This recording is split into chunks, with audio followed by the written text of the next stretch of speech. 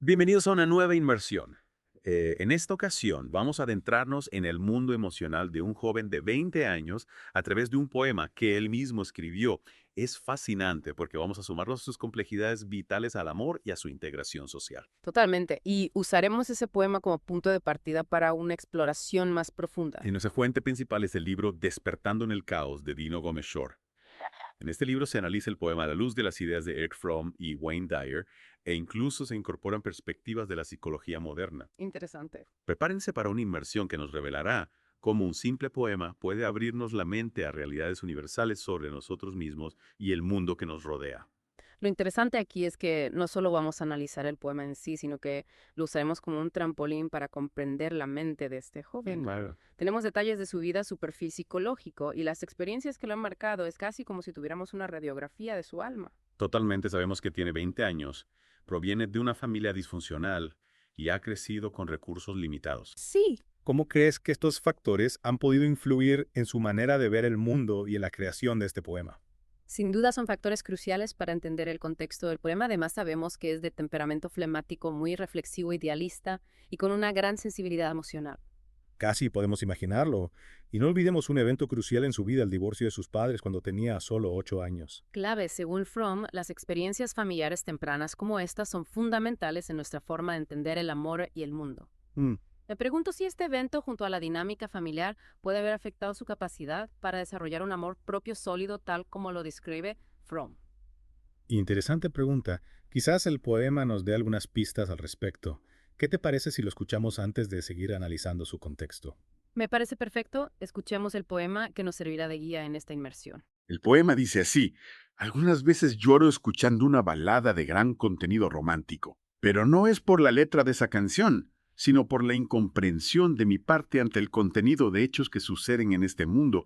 Resulta sencillo, explicarlo, actuar acorde a los hechos, es realmente incomprensible. Porque el dolor causa tristeza. Uf, qué intensidad, es una mezcla de melancolía y una profunda reflexión sobre el mundo me llama la atención. La frase no es por la letra de esa canción.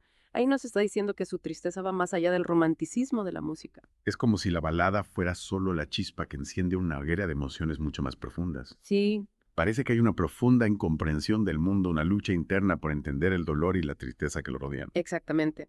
Y esta incomprensión podría estar relacionada con la falta de amor propio que mencionábamos antes. Si no nos amamos a nosotros mismos, ¿cómo podemos comprender el amor y la complejidad del mundo?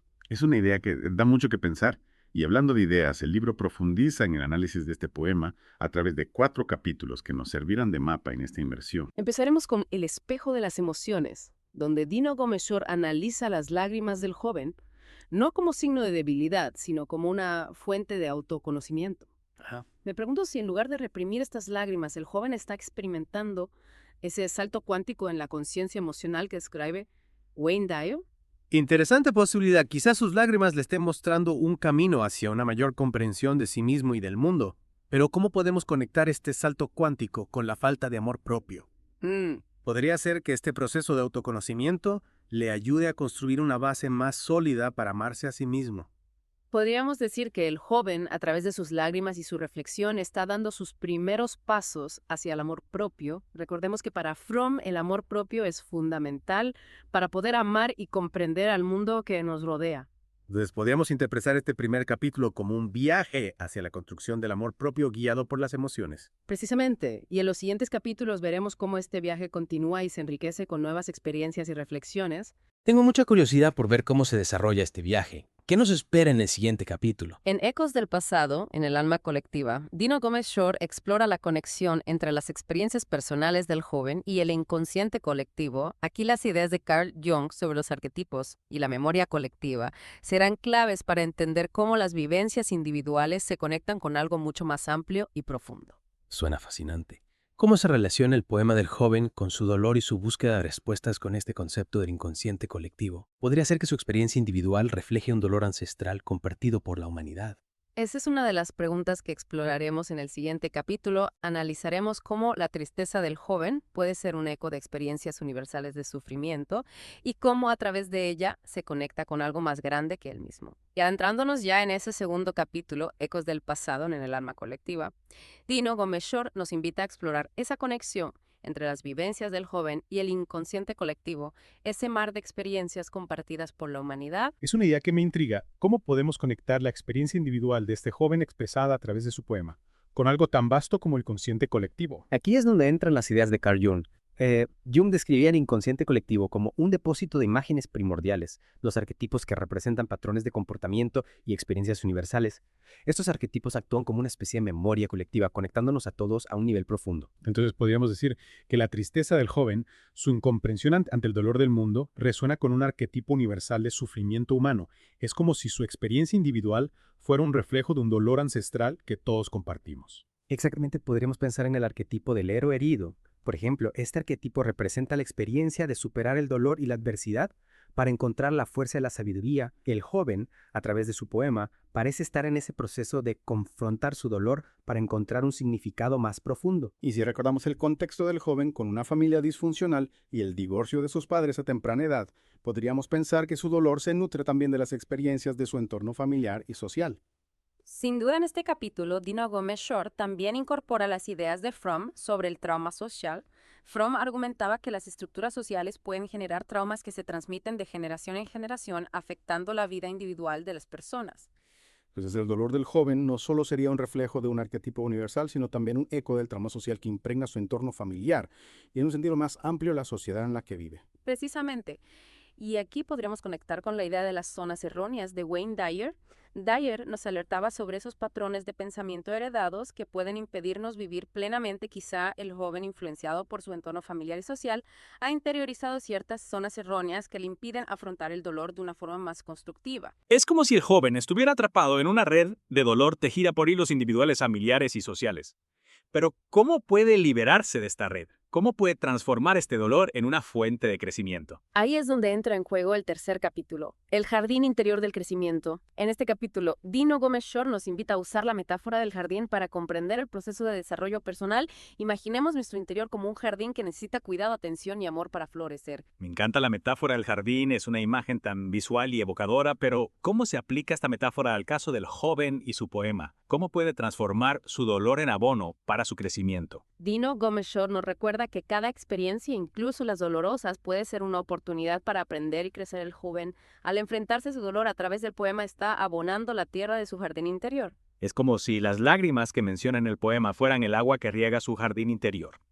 Pero ¿cómo se relaciona esta metáfora con las ideas de Fromm y Dyer que hemos estado explorando? Fromm, un apasionado de la jardinería, decía que el amor es el elemento esencial para el crecimiento personal. Si regamos nuestro jardín interior con amor, con autoaceptación y compasión, las semillas de nuestro potencial podrán germinar y florecer. Entonces podríamos decir que el joven, a través de su proceso de autoconocimiento y de confrontar su dolor, está dando los primeros pasos para cultivar el amor propio en su jardín interior. Exactamente, y Dyer, con su optimismo característico, nos recordaría que cada persona tiene su propio ritmo de crecimiento. No hay que compararse con los demás, cada planta florece en su momento. Lo importante es seguir cultivando nuestro jardín interior con dedicación y paciencia.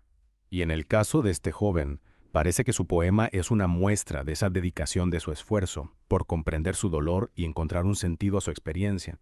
Pero ¿cómo puede integrar esta experiencia personal, este jardín interior, que está cultivando con el mundo exterior?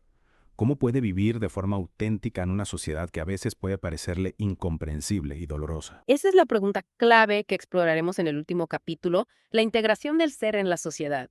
En este capítulo, veremos cómo el joven puede integrar su individualidad a su jardín interior con las demandas y expectativas del mundo social.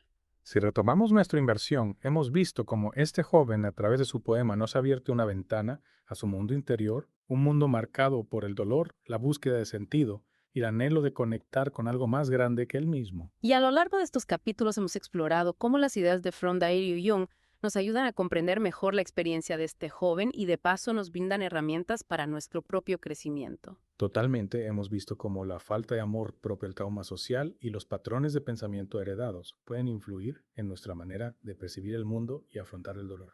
Pero también hemos descubierto que a través del autoconocimiento, el amor y la aceptación, podemos transformar nuestro dolor en una fuente de crecimiento y sabiduría. Y en este último capítulo, la integración del ser en la sociedad, Dino Gómez Shore nos plantea ese desafío de integrar nuestra individualidad, nuestro jardín interior con el mundo exterior. ¿Cómo puede este joven, con toda su sensibilidad y sus experiencias, encontrar su lugar en una sociedad que a veces puede parecerle caótica e incomprensible? Es una pregunta que resuena con todos nosotros, ¿verdad? Encontrar ese equilibrio entre ser fiel a nosotros mismos y al mismo tiempo integrarnos en la sociedad no siempre es fácil. Precisamente, y aquí Fromm nos ofrece una guía con su concepto de orientación productiva. Para Fromm, la clave está en encontrar una forma de relacionarnos con el mundo de manera creativa y significativa sin renunciar a nuestra individualidad. Podríamos decir que se trata de encontrar una forma de expresar nuestra singularidad, nuestro propio jardín interior, de manera que contribuya al bien común. Exactamente, se trata de encontrar esa sinergia entre nuestro mundo interior y el exterior. Y Dier, con su enfoque positivo, nos recordaría la importancia de ser auténticos en nuestras interacciones sociales cuando nos mostramos tal como somos, sin máscaras ni pretensiones. Atraemos a personas que vibran con nuestra energía. Entonces la autenticidad se convierte en una herramienta para construir relaciones genuinas y al mismo tiempo para contribuir al mundo desde nuestra singularidad. Así es. Y al final del libro, Dino Gómez Shore incluye una cita de Carl Jung que me parece crucial para comprender este proceso de integración. Hasta que lo inconsciente no se haga consciente, el subconsciente seguirá dirigiendo tu vida y tú le llamarás destino.